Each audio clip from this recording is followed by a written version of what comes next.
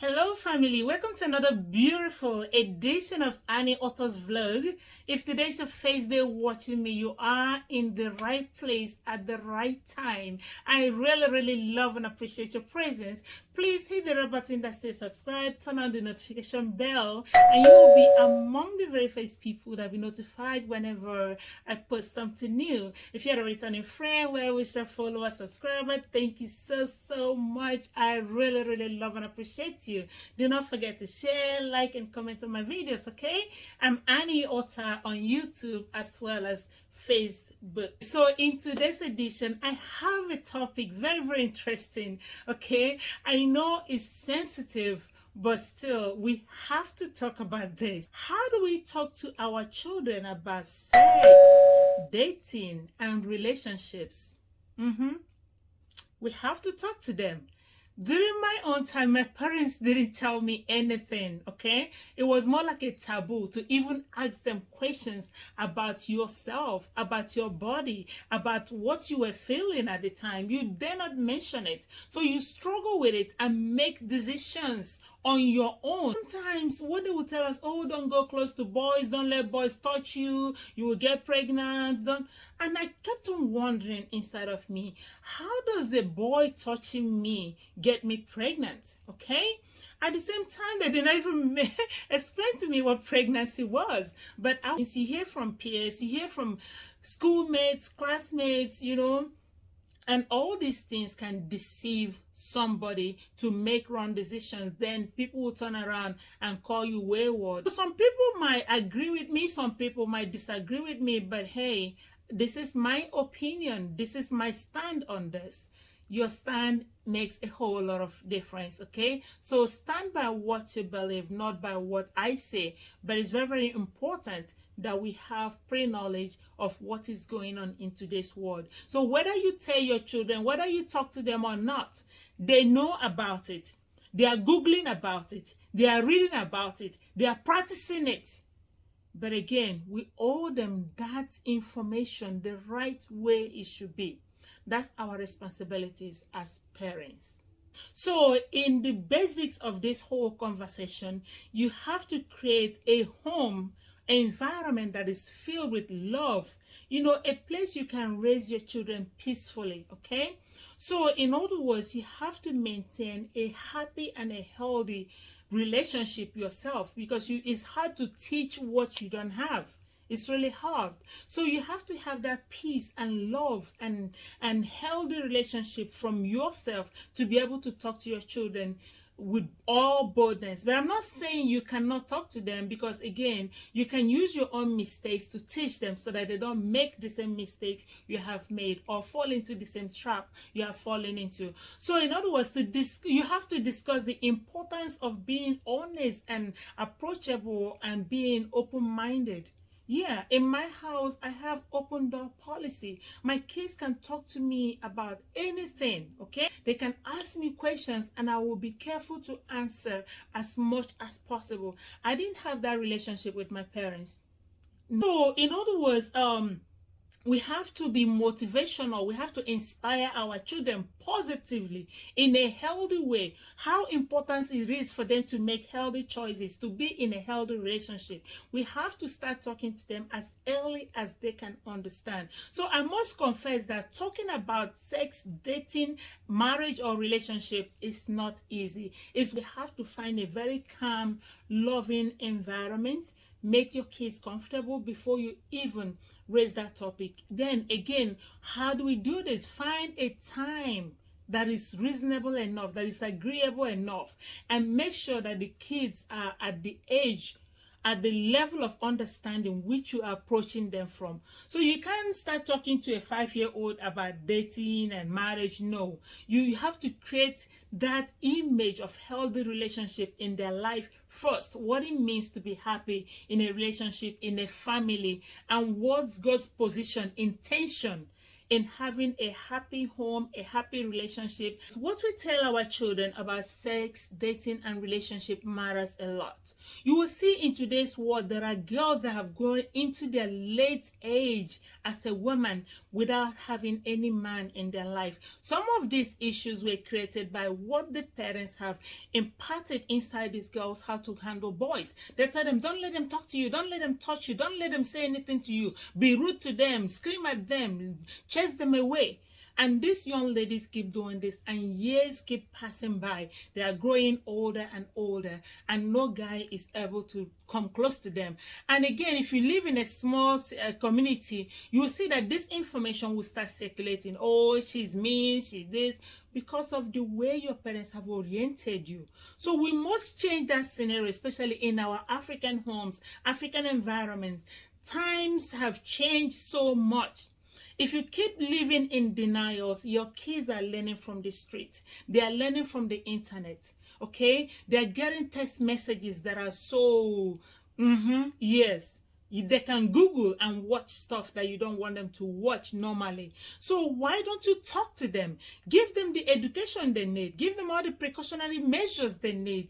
Give them the information they need to navigate this world of today. So as a parent, do not fail your children in this aspect, okay? So in other words, you have to let your children know how to behave in front of the opposite sex, what to do and what not to do, how to respond if they approach them, and how to respond to those basic questions, okay? Then you have to understand that as these kids keep growing into puberty, hormones are raging. Their desires to be with the opposite sex is raging, okay? To have a boyfriend or to have a girlfriend is raging. That desire is there. That emotional connection, longing is there. Whether we believe it or not, we need to stop living in denial. It is happening, okay? Don't just keep assuming, oh, my child is a virgin, that keep it for yourself for the right time to share with the right person under the umbrella of marriage, okay? All right, so we have to teach our children to understand that there are consequences to our actions, okay? So if they start sleeping around, if they start dashing out their body, the consequences that comes with it, okay? Pregnancy is there, STD is there, death is there, messing up your future is there as well. So we have to start talking to them about all of this. How do we start? Okay, so you begin by body parts and puberty. You have to name the body part with their right names. You know, I've seen a lot of women calling certain things wee wee, pee pee, whatever. No. As your kids keeps going, you need to tell them what it is. Name it by their names, okay? So whatever language you prefer to teach your children, or depending on whatever is their first language, you go with it, okay? A penis is penis. A vagina is vagina. Breast is breast, okay? Butt is butt. Don't start naming your this, your that. No, call a spade, okay? So that when they talk about it, you know exactly what they're talking about, not by assumption. Then again, when these kids start growing into puberty, which have started way too early than previously, you can see an 8-year-old, 9-year-old having breast. Okay, so according to your child's intelligence, age, and development, that's how you're going to know when to zoom in on what topic you need to discuss about. If you see your young girl budding, when I say by budding, that means the nipples are trying to grow. You talk to her about breast. You talk to her about menstrual period. You talk to her about pubic hairs. You talk to her about armpit hair. You talk to her about safety during this period of time, okay? Use the right names for the right anatomical places of those bodies, okay? Then again, when you see a young boy, your son is growing 9, 10, okay? You talk to puberty. Yes, their chest will be wider. They start growing mustache, beard. You know, they start growing muscles. They start having larger testicles and penis, and also having wet dreams in the morning and early morning erections. You need to talk to your kids about this so that they won't be wild when this happens, or they will go online to search, or they start calling calling their peers, okay? And their peers might tell them something different that you don't want them to know at that particular time, or what to do in this situation that might as well turn out to ruin their lives. So that's why you are the master in this game. You are the parents in this game. Talk to your kid, talk to your son, talk to your daughter, okay? There's no knowledge that is from the parents that is going to be publicly or privately bad, okay? Because you have the best interest of your child at heart. So that's why you're going to give them the information that will lead them to a positive livelihood and future. Another thing I want to talk about is giving your children tips about healthy relationship. Yes, healthy relationship, because our teenagers are going through tough time finding a right person to talk to, the opposite sex to talk to, who is not going to abuse them, who is not going to take advantage of them. The days are evil, so you need to equip your children. You need to give them tips, you know, the red flags, what they will see in a relationship or the opposite sex that will make them to run as far as they could go, okay? You have to talk to them, sit them down, talk to them. I listen to their difficulties, I listen to their hard times, and I give them tips on how to navigate situations. And I give them that open door policy. Talk to me, girl, talk to me. I want to know, how can I help you? Is there anybody hurting you? Is there anything bothering you? Talk to me, girl. I just talk to my kids very, very easily because I did not have that growing up. So that made me to focus on it more, to develop it with my girls, okay? Talk to your kids. There should be lots of discussion going on within the family. Emphasize on the importance of having consent, consenting somebody to touch them, and the consequences that comes with that touching, okay? Let them know that nobody has any right to touch them, okay? Nobody has that right to touch them unless they consent to it. So that's why we need to emphasize on this. Nobody should take advantage of them. If anything happens, they should notify you immediately. And please take action. This is not a time to hush our kids. We have to be protective, intentional, protective parents. This world today is so evil, and we have to protect our kids. Protect your own. You discuss family values, expectations, what you expect from them.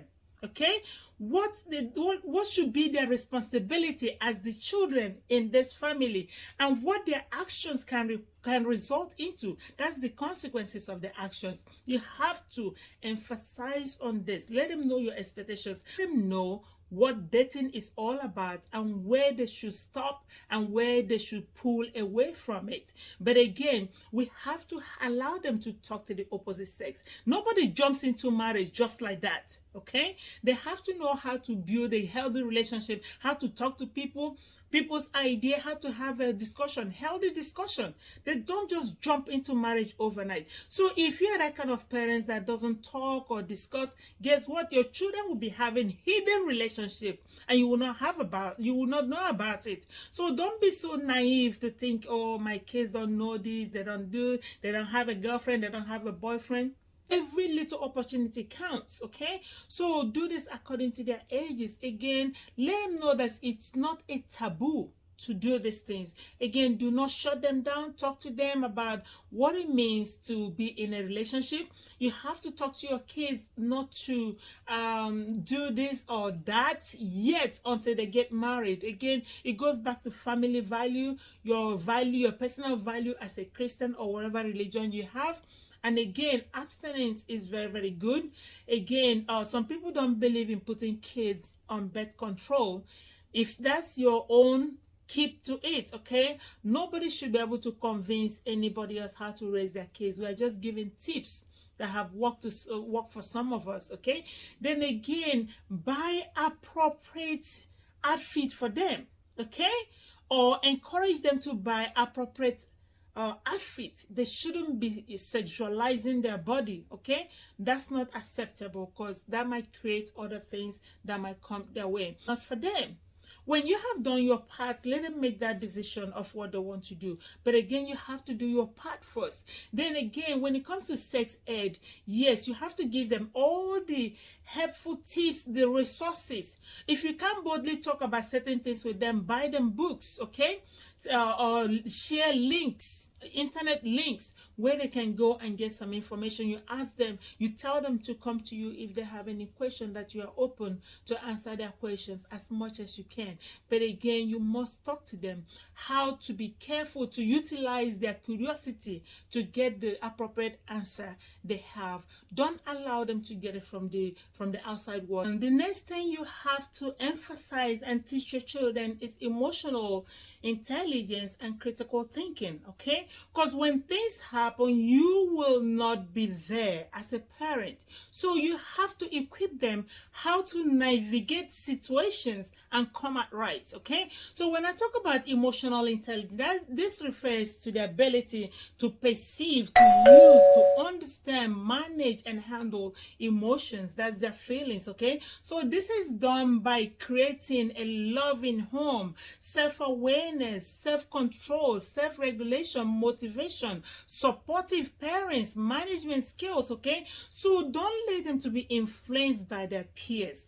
Let them be influenced by what they see at home and what you as a parent have told them, okay? So this will help them to navigate their emotions when they are broken, when somebody disappoint them, when somebody break their heart, according to them.